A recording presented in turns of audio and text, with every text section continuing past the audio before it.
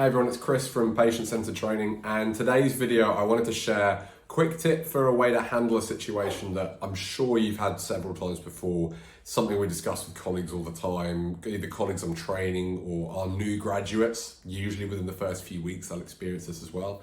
And it's a bit of a difficult situation because there's different ways of handling it, and clinicians often feel like they're not sure they handled it the right way or if they could have handled it better. Because we don't want to risk disappointing the patient, but equally we don't want to put ourselves in a situation which might come back to bite us. And the situations where a patient's been coming in, they've been coming in for a few sessions, maybe you've known them for a while, maybe it's a maintenance visit, and during a regular treatment appointment, maybe it's, usually right at the end, I find, actually as you're about to see the next patient, they go, oh, by the way, I wanted to ask you, my elbow's been really hurting lately. Can you have a look at that? And we've all had this before, and straight away, we're in a bit of a dilemma because we want to help them. We want to, often it's something we can help with. It's quite a straightforward tennis elbow, the kind of thing we get good results with. And we want to help them out, but equally, we don't want to put ourselves in a situation where we're doing a rush job and we're not giving them our best level of care. So clinicians often struggle with this a little bit as to how to balance those two things, especially if you're not going to see the patient maybe for a few weeks or a month. You don't necessarily want to put them off all that time when they're in pain. And equally, you don't want to seem like you haven't taken them seriously. But just suddenly having a go and trying to treat it, especially very rushed quickly at the end, like a quick adjustment and a bit of work on the muscle, it's not a great situation there either. And the way I handle this, I actually learned this off Ulrich Sandstrom. He came to one of my seminars a few years ago and we were chatting at lunch and he shared how he deals with it. And I've actually found this works better than anything I'd tried before. So full credit to Ulrich. I'm just stealing his idea today. This came from him. And what he pointed out is he said, really the patient's not looking at that stage for you to fix it there and then. They're just looking for some guidance. They're coming to you with it because they trust you, because you've shown you can already help them with something else. They wouldn't usually bring this up on the second or the third visit. It's when they're feeling better with, let's say, their low back issue they came to you with. You've proven yourself to them. They now know you're someone they can trust and someone who can help them. So now they'd like to see if you can help with this as well. And they're really just looking for guidance. They want to know, is this something I should bring you, or do you just do backs? Should I go see somebody else about it? And if you can answer that question, you're going to give them extra value. And it doesn't have to put you in a position where you're feeling like you're rushed with anything.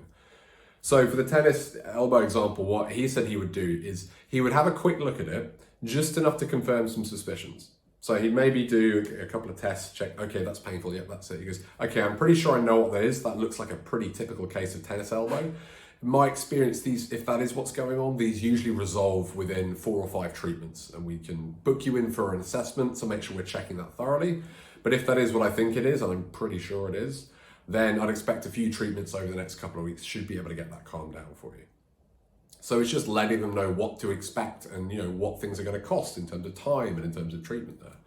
And the other thing he pointed out, especially if you're not going to see them for a little while, is you've got to make it really clear to the patient that these are 2 separate conditions that you're treating separately.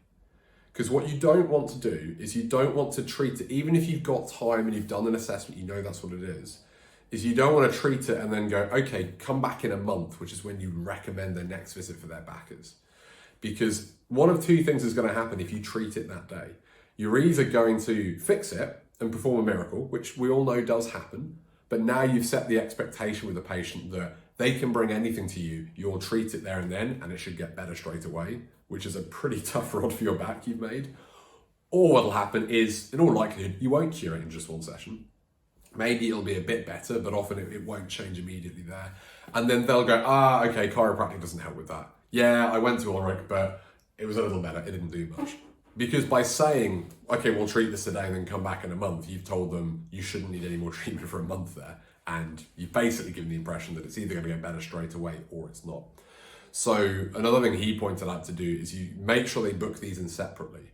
So you say, right, to really have a proper look at that to make sure we know exactly what it is, we need to book you in for a review. We could put that in tomorrow, 2 days, later next week, whenever works for you. And then I can give you some more recommendations, but I'd expect this many treatments over this time is roughly what we're looking at.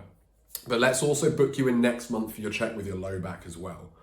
So by booking 2 separate appointments for 2 separate conditions, you've told them that these are going to be managed and treated differently there. That way they know that when they come in next time, you're not necessarily going to treat all of it in one go, and that it's going to take a few extra sessions to get the elbow sorted. Now, if they turn around and they don't want to do that, that's fine, but at least they've got the regular check booked in for the low back like you wanted.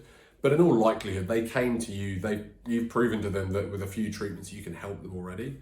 So they usually won't mind paying extra and having some more work done on a different condition. So next time somebody brings this up, I'd recommend giving that a go.